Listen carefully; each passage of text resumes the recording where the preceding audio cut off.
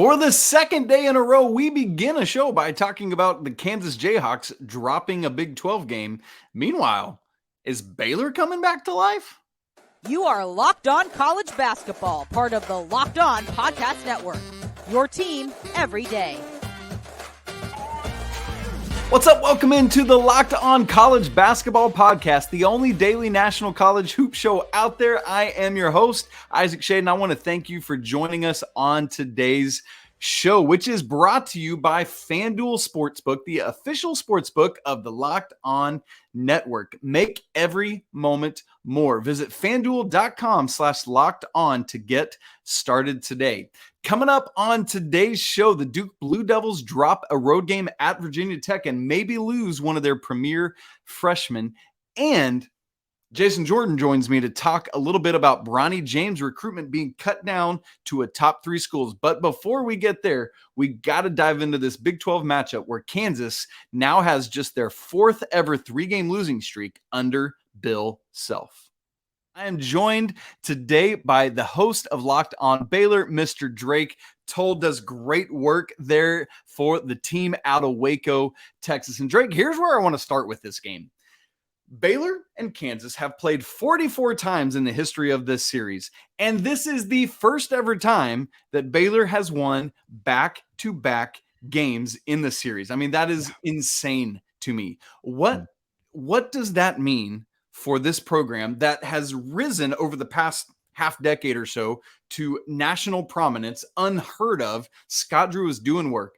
But what does it mean to do this against the Big 12 perennial frontrunner, the Kansas Jayhawks? You know, the Kansas game was a 15-year anniversary of Baylor beating Texas A&M in 5 overtimes in the first ranked game under Scott Drew. And tonight felt so fitting to me. Last night, felt so fitting to me because the students didn't rush the court. This is such a culture moment that Baylor knocks off top 10 Kansas, and who would have ever seen this coming 15 years ago? And the students are like, oh yeah, well, that's it's kind of what we do. It's a normal Baylor win. The fact that this was a normal win, or has become that at least, says so much about Scott Drew. That was the telltale for me. The students didn't rush the court, which just makes me smile. Scott said post-game, like, I'm sorry. Like, I don't really know what we could do to rush the court at this point. We've kind of reached the apex of college sport. So that is this win against Kansas. And again, this win that puts Scott Drew at 5-5 against Jayhawks in the last 10 matchups, coming off of 4-30 not too long ago. It shows that Baylor's there. They're where they want to be in college basketball. And that's something that 20 years ago, not a lot of people saw coming. Drake, I mean, just as recently as about 2.5 weeks ago, people were basically leaving Baylor for dead. They were sitting at 10-5 overall. It's me, Isaac. I'm people. That was me. 0-3 in Big 12 play. But let me contextualize those losses, if I may. What a neutral court loss to Virginia. Like we're talking to all the losses. Who, to me, I know Clemson's on top of the ACC right now. Virginia's should project to win that conference. A loss to Marquette. Nobody really knew at that point who they were. Marquette is legitimate shot at winning the Big East, 8th right now at KenPom. And then these 3 straight Big 12 losses to start conference play at Iowa State. We were just starting to learn at that point how legitimately good Iowa State is. And then a home loss, but it's TCU who is starting to come back around after a rough start. And then Kansas State, same kind of thing, picked dead last preseason in the Big 12 poll. Now they have sole possession of first place in this conference. And so I look at those 5 losses and I'm like, you know what? That ain't too shabby, right? Like those are legitimate and understandable losses. But since that time, Baylor has reeled off now 5 straight, albeit before the first 4 of that, before Kansas, West Virginia, Oklahoma State, Texas Tech, and Oklahoma. And you look at those and you're like, well, yeah, those are probably the 4 worst teams in the conference, but you won them. And then you turn around and you beat Kansas at home. What has kind of flipped things for Scott Drew's team? Nothing. And that's something that I've had to come to terms with. is this is the nature of the Big 12. I don't know if I truly understood that until Bill Self took the podium last night and was given the exact same question. Bill, you've lost 3 games. What is happening? And he said, look, it'd be different if we lost 3 games and the sky is falling, we're playing bad. We've lost 3 games in the Big 12. This is just the nature of the league. Scott Drew lost 3 games, one in Hilton Coliseum where nobody wins ever. One against a TCU team that just beat Kansas by 20 at Allen Fieldhouse, and one to a Kansas State team who's the number 1 team in the Big 12. That's just the nature of this league, and Baylor got those 3 teams stacked in their first 3 games. So looking back at those, and even if you follow Shot Quality, which is one of my favorite analytics sites, Shot Quality had a couple of those as projected wins for Baylor. Wow. It's just a matter of, in the Big 12, these games where you find the shots that are open and you should make, you're not always going to make them, and the other team will. And that was the nature of the beast at the time. So what's different now? Absolutely nothing. It's the same Big 12, and Baylor might go on another 3-game losing streak, but welcome to every night in this conference. There is no Louisville. There is no Cal. There is no any of that. It is the Big 12, and we've had to come to terms with that. And that's such a good reminder, Drake, for the record-looking crowd. There are so many, and understandably so, casual college basketball fans who look at a 10-5 Baylor team and say, oh, they must not be good. But when you start digging into what those 5 losses are, as we just have, and you start looking at Big 12 play, as you said with Kansas, like looking at this 3-game losing streak for them, it's at Kansas State in overtime. Okay, yeah. Fine. It's home to TCU over the weekend. Now, granted, they got blasted in that game. And then this game that we're talking about right now against Baylor. Now, for Kansas, it ain't about to get any easier. They got to go to Kentucky this weekend, who's starting to figure stuff out. And then the 3-game stretch after that, home against Kansas State, at Iowa State, home against Texas. There is a legitimate world where Kansas could find themselves losers of 7 in a row or 5 out of 7 or whatever it may be. Keep in mind, Bill Self has never this is his 20th year at Kansas, in 2 decades at Kansas, never had a 4-game losing streak. And in fact, he's only had 4 3-game losing streaks. Yeah. There's a very real possibility that Kansas could be facing that on Saturday at Kentucky. But when you think about Kansas, I mean, their only other loss is a neutral site at Tennessee, who is also one of the top teams in the nation. As you've just said, the Big 12 is insane. Now, thankfully, the selection committee is not Johnny Q average record looker. They're getting into the weeds and the minutia on all this to see quality of game, quality of loss. And that's what puts a 3-game losing streak for Kansas, a 3-game losing streak for Baylor in a good spot. I mean, are you feeling good about, like, I mean, for Baylor, you look at the rest of this schedule, what do you think is a good, hopeful projection for how Baylor can do down the stretch of the season? Yeah, Baylor's 5-3 in the Big 12. That's a lot better than I thought they would be when they were 0-3 in the Big 12. I didn't know they'd rattle off 5 in a row. And so you go from staring down the barrel of, wow, does Baylor finish 8-10 in the Big 12? And, are they still like a top 5 seed there? Now you're more comfortable with the idea of Baylor winning 12 games in conference play. And 12-6 in the Big 12 puts you on the line of being a top 3 seed in this tournament. I think they 100%. Still would be, you'd be a 2 or 3 seed if you look at the strength of schedule in the Big 12. The Big 12 may play itself, but it may eat itself alive to the point where there's only one or no 1 seeds coming out of the league, but that's going to be the nature of every team in this conference should end up with 5 losses in league play. So Baylor, best case scenario is 13-5 in Big 12 play. And I say worst case in air quotes here is 10-8, which is still putting you in the Big 12 as a top 5 seed in the NCAA tournament, because that's what this league is. Baylor could be a 10-8 conference team that goes to the Final Four, and I wouldn't be shocked in the slightest. Not at all. Let me put it to you this way, Drake. Let me get your take on this. The Big 12 champion over under, Big 12 regular season champion, I should say, over under 6 conference losses. Oh, here's why I'd say under. Let me 5.5. How about that? 5.5. I'm going to say under 5.5. I'm going to put it right at 5. I'm going to put it right at 5 losses. I think there's going to be one team who doesn't get lucky, but Kansas State, for example, has won enough games in the front end of their schedule to be put in a good spot to only lose 5. I still won't be shocked if it's 6 for sure, but I put that number at 5 right now. 13-5 for the Big 12 champion, which is still nuts, by the way. 13-5 is still pretty crazy for your regular season champion. But again, nature of this league. So give me 5 losses for the Big 12 champion, but don't be shocked when it's 6. Okay. And as for Baylor, listen, by virtue of beating Kansas tonight, they're technically tied at 5-3 in the conference, but have that tiebreaker. And so Baylor's in 4th place, just 2 games out in the loss column behind Kansas State. And so, listen, there is a very real possibility that we could find ourselves in March and Baylor could be the Big 12 regular season champion. What a wild and wacky story that would be. Now, we look ahead just briefly, Drake. I want to get your take. I love that the Big 12 and the SEC continue to do this late January crossover. Earlier this season, we would have looked at this matchup with Arkansas coming up on Saturday and said, man, that is a tough game, a fun guard game. Yeah.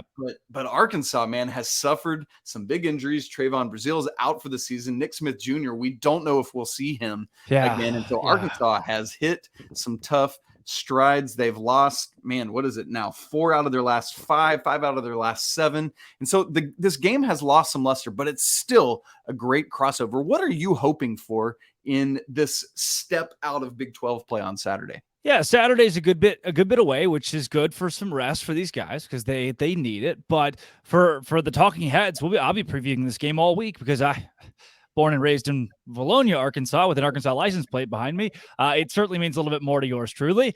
And the reason Baylor wins this game, likely by double digits, is because they're not playing Maui, Arkansas. If they were playing Maui, Arkansas, you're looking at a team in the SEC with 5 or more wins already. They instead are playing Nashville, Arkansas. That Arkansas Vanderbilt game on the road was, to me, pretty postcard for what you're going to get out of Arkansas at this point in the season. They're not going to play very well on the road because they are so young and their athleticism has been docked by injuries. So this is not a team that scares me very much at all. They haven't done enough in SEC play at all to scare me either. And I think they're going to get a tight one against LSU tonight. So there is nothing about this Arkansas team yet. Eric Musselman has this uncanny knack for starting slow and then finding a way to start winning games down the stretch and making a run in March. I think they do it, but not yet. They need some kind of click, but I don't think it happens in Waco. All right, we will have our eyes peeled to this Big 12 SEC matchup coming up on Saturday. My co-host Andy Patton will have a big fat preview of that on Friday's show. Drake Toll, thanks so much for joining us today on Locked on College Basketball. Isaac, thank you. It's time for bed for me. 12:13 local time right after the Baylor-Kansas game. There are black bags under my eye. Good night.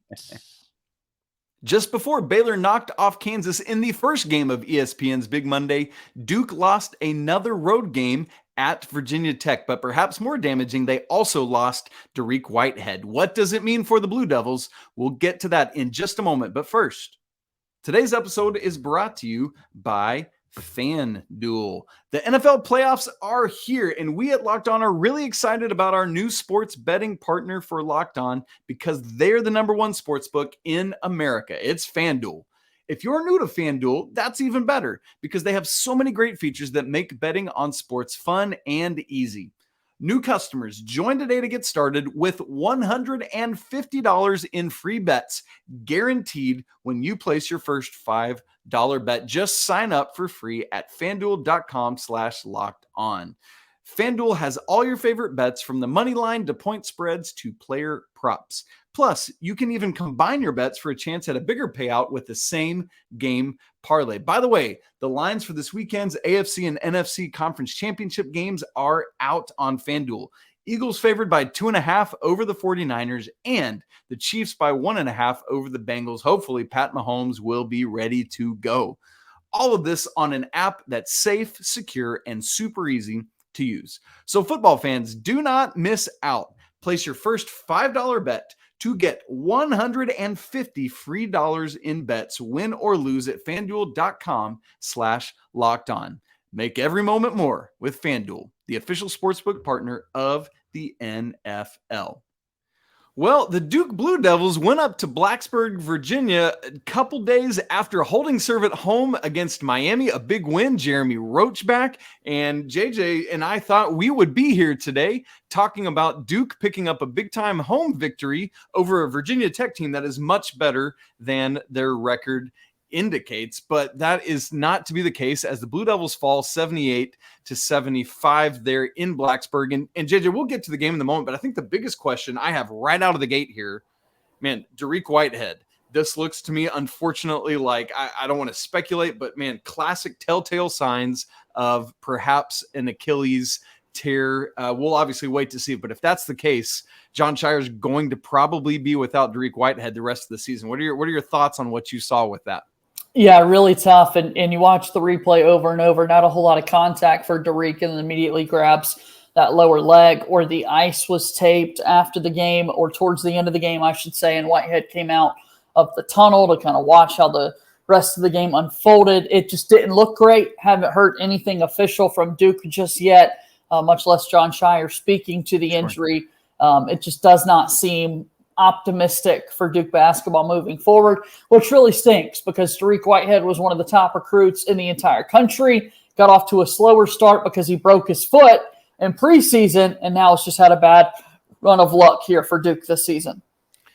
Yes, unfortunately. So we always want to see these young men and all the student athletes we cover be healthy. And so we hope the best on the reports to come. We'll keep you updated on that. As for another of the freshmen on Jon Scheyer's first team, Kyle Filipowski. Listen, JJ, this dude was picked 5th in the ACC preseason vote in terms of ACC Freshman of the Year on his own team, not overall. 5th on his own team as ACC Freshman of the Year. And here he is doing it again. A massive game, 29-10 in this one. JJ, I know it's a losing effort, but what do you continue to see from Kyle Filipowski that impresses you?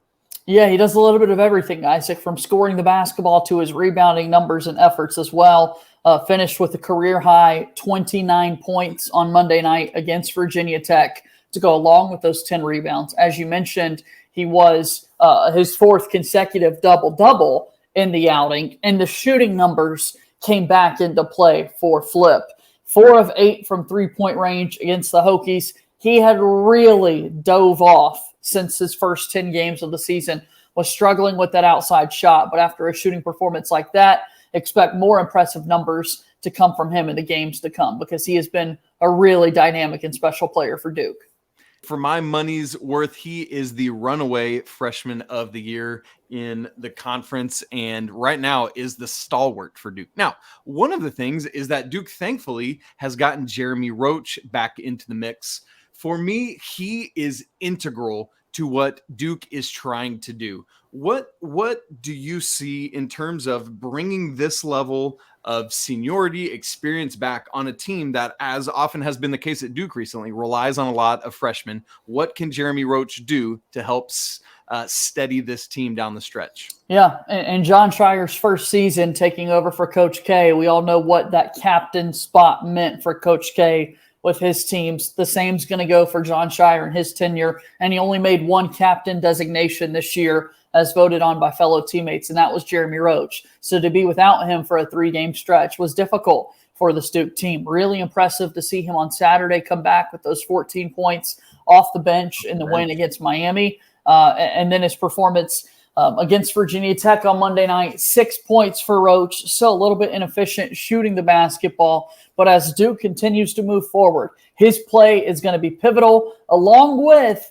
how he and Tyrese Proctor can play off one another, because there are moments where Duke basketball is much better when Proctor has the ball in his hands, trying to get them into their sets. And now how do they best complement those two players moving forward? That's going to be the big question for Jon Scheyer and his staff. One of the questions, JJ, that we've got to figure out for Duke to get to where they want to get this season is doing work inside Cameron. Undefeated so far are the Duke Blue Devils. But the thing here is, man, we get into ACC play, and Duke at this point is 1-4 away from home. Obviously, this would have been a good second win. What is it that you see in these home road splits that Duke can do to get on the winning page in their next game at Georgia Tech coming up on Saturday? Yeah, you want to say simply put, the Cameron Crazies don't make the road trip with them, right? Because it has become such a dominant place to play over the last 40, 50 years, whatever you want to look at in college basketball is your success that Duke has had inside Cameron Indoor Stadium. But shooting all around the board has been really poor for Duke. My buddy Ryan Lohman at the Duke Nation on Twitter pointed out just yesterday that Duke basketball shooting percentage numbers at like a 42% clip. This is the worst shooting season that Duke basketball has had in over 60 years. 60 years. That's pre-Coach K. They're just not great at shooting the basketball. And as you know, Isaac, when you play away from your home confines, when you have a different backdrop beyond the backboard and your shooting eye that you're looking at, things get a little bit more complicated and difficult. I think that's a big thing for the Duke basketball team. If they can start to knock down shots from the outside at a better rate playing away from home, I think they'll be better, and it's going to start on Saturday at Georgia Tech in Atlanta. And hopefully Jon Scheyer looks as fly as he did on Monday night. Boy, what an outfit. It was a great game to start Big Monday. Unfortunately for Duke, they can't get it done against, once again, a Virginia Tech team that I think is a lot better than their record shows as Hunter Couture gets back into the mix. JJ, looking forward, if Dariq Whitehead has to miss any time, whether short-term or is out for the remainder of the season, where does Jon Scheyer turn? I know he started the season, as you already mentioned, without Dariq Whitehead, but man, where do you go to fill the void left by who projects to be a very high NBA draft pick next summer? Yeah, so we mentioned where Filipowski was amongst his freshman peers on this Duke team, much less the rest of the conference. Derek Lively II has been another freshman for Duke who's been very underwhelming at this point of the season. So whether or not he takes a step forward in this back stretch, I think is going to be pivotal for the Duke Blue Devils. I would love to see a more assertive Mark Mitchell on the offensive side of the floor for Duke. Tyrese Proctor continuing to improve his efficiency from the floor. And I think for Duke, there's another freshman who's not got much love, and everyone knows the freshmen that don't play a lot are the fan favorites, much like the backup quarterback on the football team. But Duke's premier shooter on their roster is a freshman by the name of Jaden Schutt out of Yorkville, Illinois, who just has not played a whole lot this season. Defense might be an issue for Jaden Schutt, but I ask folks, given where Duke is at right now, are you willing to put up with that a little bit, knowing what you're going to get on the offensive end of the floor if you do allow someone like Jaden Schutt to get more minutes? Bottom line, it's going to start with shooting for the Duke team in the games and weeks to come.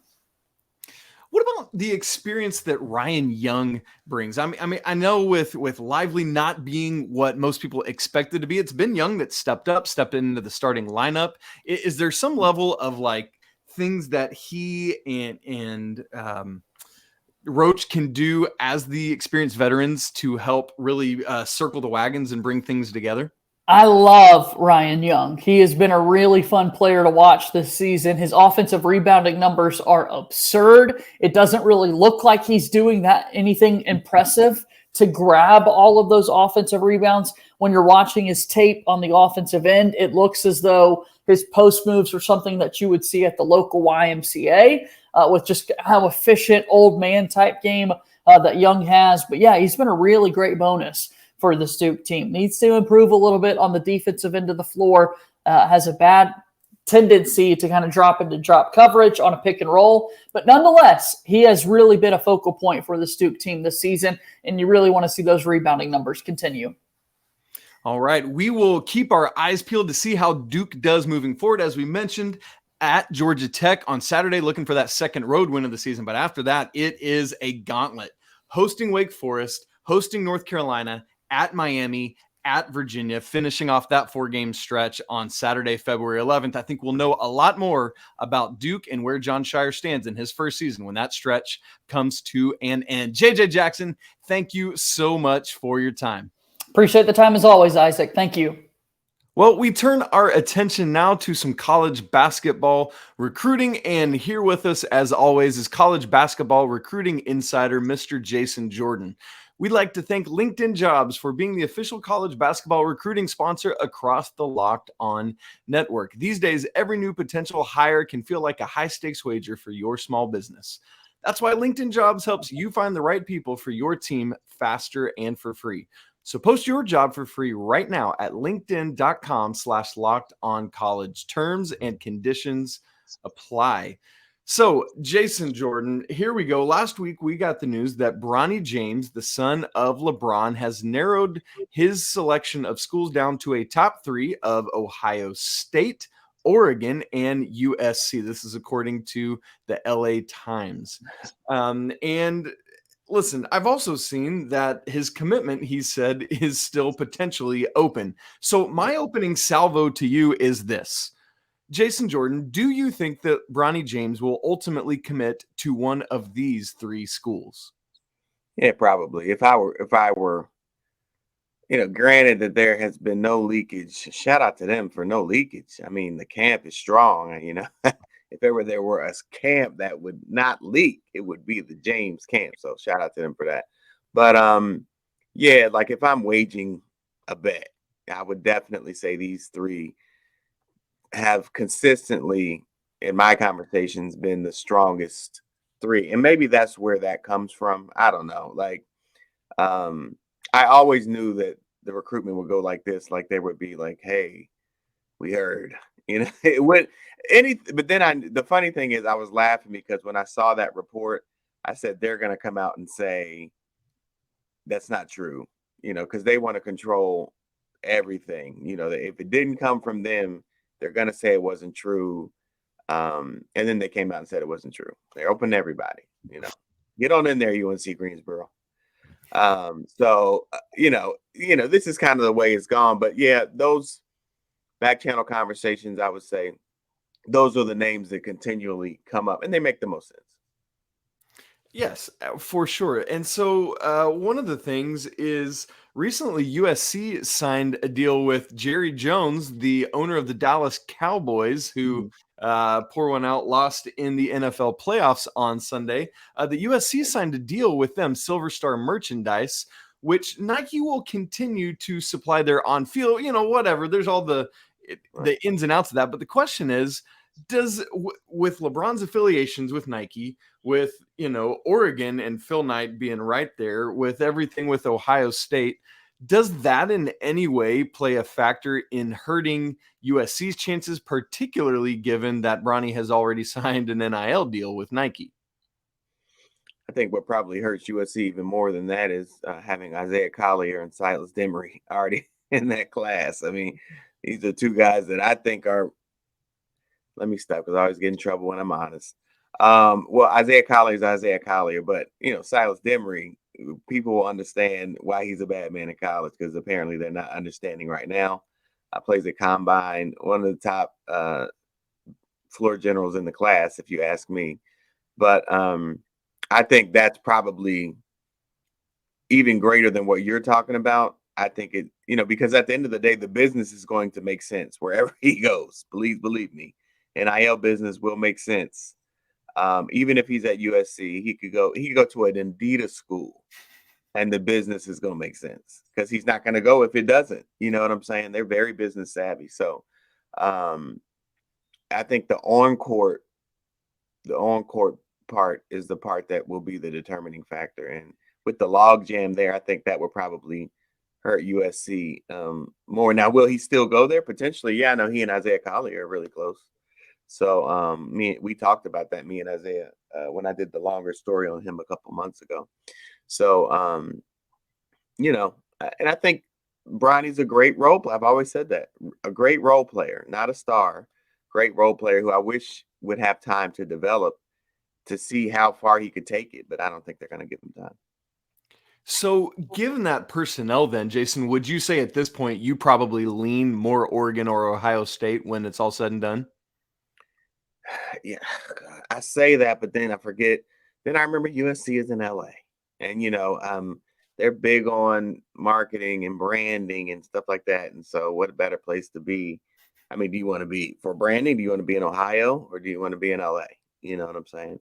So it's hard to separate the basketball from the business, especially with them, because I think they're business basketball. From what I've seen, right? They're going to be business first. So I try and think about it through that lens. So it's tough to say. I can't. Ohio State's LeBron's favorite, right? We all know that. Oregon, Kwame Evans came out and said he really likes Oregon, guys. He told me he likes us. It's great. USC's USC. They're in La La Land. LeBron can go to all the home games and he can bake cookies for the team. All that stuff. But so all of them make sense. It's tough to say because they don't leak. I think. So here's the other part of USC having a logjam. I think Bronny should go somewhere where there's a logjam. Why? Because I think he needs to go somewhere where he can hide his deficiencies. I don't think he should have the ball in his hand from day one. I don't think that would go well, if I'm being very honest. I don't think he's going to go somewhere that needs to rely on him to be the guy. That's not going to work. So if he could play off the ball and have an Isaiah Collier there, a Silas Emery there to kind of let him just fill a role and look good. I think that is absolutely going to be a factor, and that's what I've heard from reliable people. So there's the pushback on that. So I definitely just talked out both sides of my mouth. But this is what happens when we have no leaks. Once again, shout out to the James camp. Well, with all of that, Jason, really the only reason we're talking about Bronny James, again, now if I'm being honest, is because he's LeBron's son. For a high school player ranked where he is, we wouldn't spill this much ink or, this much air over him. Let's just face that reality and understand it. With that said, are these three schools equipped to handle the business that you talked about? Are they equipped to handle the circus that would come along with everything that LeBron brings with him when he's going to make cookies for the Trojans? Yeah. So it'll be a circus none of them have ever, to be fair, nobody has, right? To this magnitude. People were like, well, they didn't, Sharif, what about Sharif? Well, LeBron's still considered depends on who you ask. Right? He's definitely a top 3 player in the league, right? Currently. Shaq was, he was, his glory days were gone, when Sharif was coming out. So that's different, and LeBron's brand is the biggest in sports. So, yeah, but are they equipped? Yeah. I mean, USC, sure. Oregon, sure. Ohio State, sure. I think they would definitely be equipped to handle the circus. There would be some on-the-job training, but I think they could pivot pretty fast, knowing that world, those 3 worlds. Yeah, I think they'd be able to handle it. Okay, well, it seems like from all the reporting we've read that Bronny will ultimately make his decision at the end of Sierra Canyon season. We will wait to see if we get anything in the way of the decision for this ultimate announcement. We will keep our eyes on that. But for now, we just needed to get some updates on where things are at and what's going on behind the scenes with what little we do know. So, Jason Jordan, thank you for sharing all that insight and wisdom. Absolutely. Thanks for having me. Big thanks to today's guests, Drake Toll of Locked On Baylor, JJ Jackson of Locked On Duke, and to our guy, Jason Jordan, our college basketball recruiting insider. Great stuff from all those guys here on Locked On College Basketball. Really appreciate you diving in and joining us here on a Tuesday. Please, if you would, make sure to subscribe to the show, leave a comment, and smash the like button. We're really working at growing this thing, and people are coming in droves, and we want you to be part of that. I hope you have a great Tuesday. We'll be right back with you on Wednesday. But until then, peace.